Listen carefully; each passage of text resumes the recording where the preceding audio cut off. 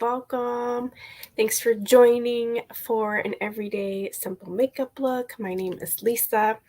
So what I've started with is a properly cleaned and hydrated palette, which is my base. The next thing I'm going to do is jump on with some foundation primer. Same concept as why do we prime the walls before we paint them is because we want to create the best surface possible. Plus, priming kind of prepares for the paint. And what it's going to do right now is it's actually going to prep the skin by giving the foundation some place to hold on to. Plus, it's going to help settle in any of those finer lines or pores so that the foundation kind of glides more seamlessly over the top. And I will show you as we do this one of my favorite tips for making your makeup last all day. All right, so here we go. I am going to start with our under eye corrector. This is the thing that makes you look awake. So as you can see, I do tend to have some darkness underneath the eyes, and that is simply because I have a lot of blood vessels there. So our under eye corrector is peach in tone, okay, and that's going to counteract the purple. What I like to do, because I am always in a hurry, is I like to do a little bit of concealer at the same time, and then I will blend that in. One of my favorite brushes to use is actually this bristled brush that is called our blending brush. And this actually works almost like a blending sponge because it's so densely packed. And then I also go right over the lid as well to correct some of that, but you guys see how much lighter and brighter I look. It's like the thing that makes me look awake. That is the one reason why I never leave home without under eye corrector. Okay, now I will tell you concealer is usually really great if you feel like you need a little extra coverage at places, but I will show you a trick for under eye corrector. It's not just for under the eye. So if you have like a dark spot, especially if it's more in the purple brown tinged area, then really under eye corrector is your best thing for that because it's going to be correcting. If you like to brighten up areas of your face, that's where I would say let's put a little bit of concealer to help brighten and lighten those areas. So that's kind of the difference. Like the anything that's a corrector is meant to color correct, and why peach is great for those purple undertones is because they're opposite on the color wheel. So then you figure out how kind of like red and green work to balance each other out. Since this is an everyday makeup look, CC cream all the way for me. Because this is one of the things that has added SPF in it. Plus, it actually helps correct and balance the skin with a more natural look. Now, I told you I was going to show you how I make sure I get all of my makeup to last all day. And I use my setting spray like after every single step. I love it. That's what it's for. Okay, so I like to honestly just take my CC cream, put it right on the flat ends of this liquid foundation brush, and I'm going to show you how I use this is not by starting to blend all over the place. I literally take the foundation, and first I'm going to spread it out by doing this stippling motion. What stippling does for me is I like a little bit more coverage with the CC cream because it is a pretty natural coverage. So I like a little bit more coverage. So stippling provides a little bit more coverage. Plus, it provides you the opportunity to spread the product out without dragging it all over your skin. Because when we drag it, we are going to have an area where there's like from high concentration to low concentration. We want it to look a little bit more flawless. And then do not forget to do the trick where you open your jawline and blend that down there. Okay. So now we have a much more flawless look for that. And I'm going to go back in with, guess what? My setting spray. Again, why not? That is my thing that helps the makeup last all day. For me, what I like to go in with now is brows. For an everyday look, I don't overly define my brows. I like to just give a little bit of definition at the front and help as I get to the back of the brow. So by giving definition, I kind of do the line underneath, and then as you can see, I'm doing mini strokes of hairs, which is how your brow actually grows. Fill in where I have a couple like lighter spots, okay? And then I am doing these mini strokes just like the hair grows, okay? So again, here I'm doing these under because I like to have a little definition at the front of my brow. And then I'm going to fill in where I feel like I might have a little thinner spot right up there. And then if I need to add any, I don't need to add as many on that side just because I have more hair. Okay. But even if I don't want to do even any massive definition, brow tint is a great little everyday for several reasons. One is it coats. I have some gray brow hairs in here, it just happens. So it kind of coats those. It helps fill them in. And again, I'm going to kind of go up with how my brows grow. Okay. And then it's also great if you need like a little extra little touch up in there for you got some gray hairs going on in there too. Okay.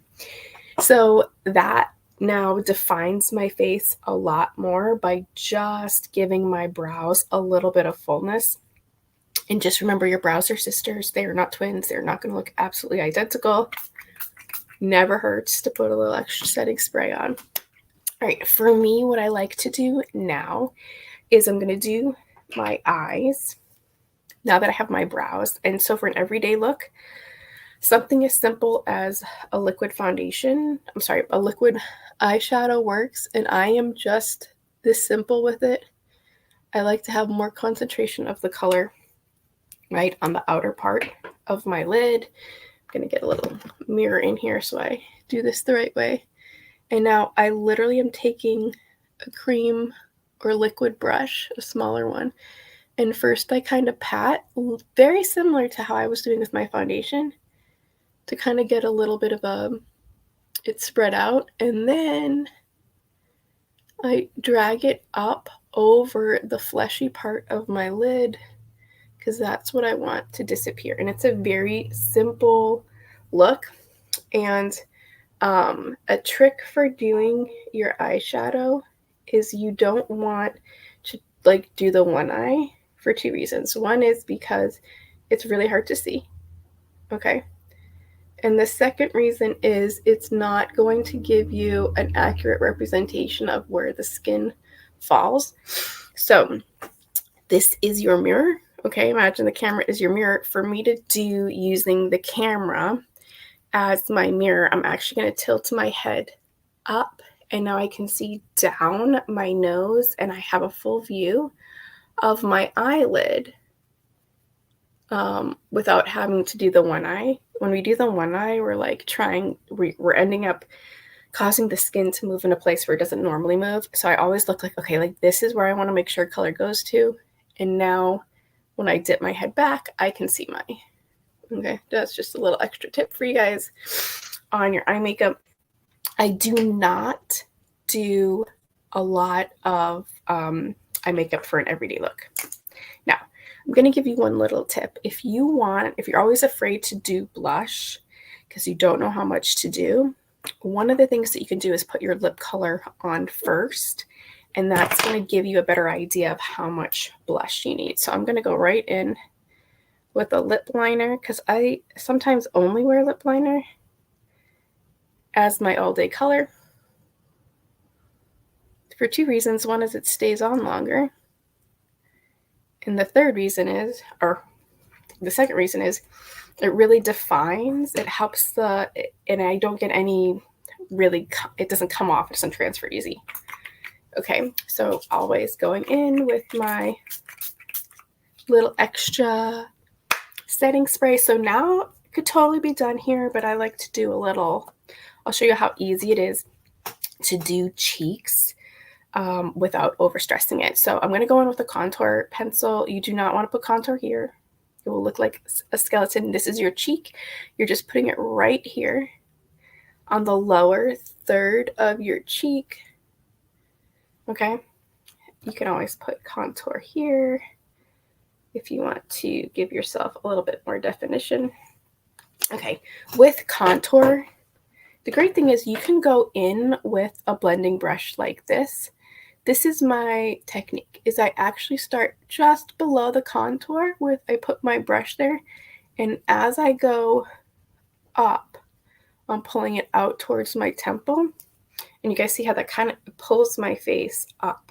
If I blend it down, it's going to pull my face down. So whether you use that type of brush or you go back in with the cheek brush, doing it the same way, I'm now going to give a lot more lift to my and structure to my face. Okay, just because this is right along my nose, I like to use a tighter bristled brush here.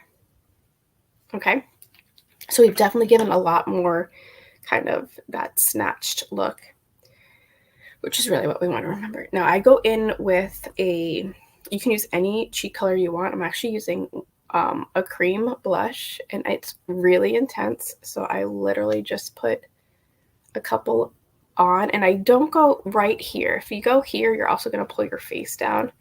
So I do it more towards the top of my cheek and from the mid-eye out.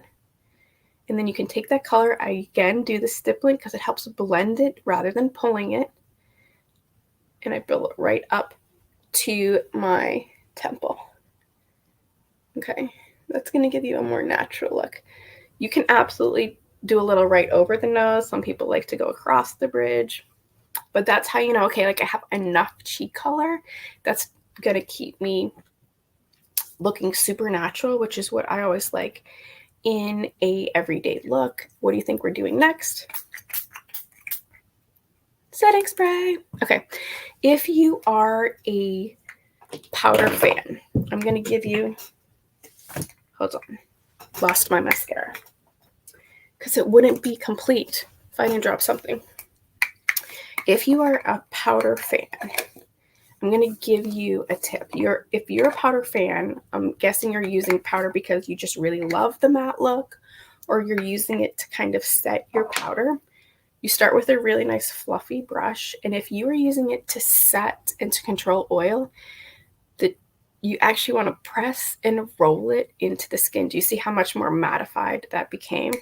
I'll do it right up here on my forehead as well. You're going to press and roll it into the skin.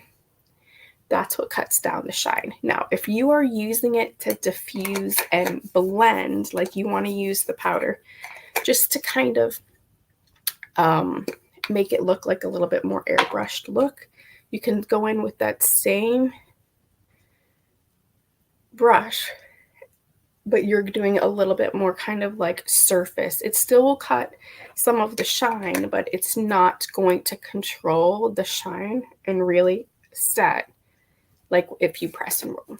Okay, now if you wanted a little extra on your lips with some gloss, I'm actually going to go in with one of our matte lip colors. You guys can see my powder flying around the room.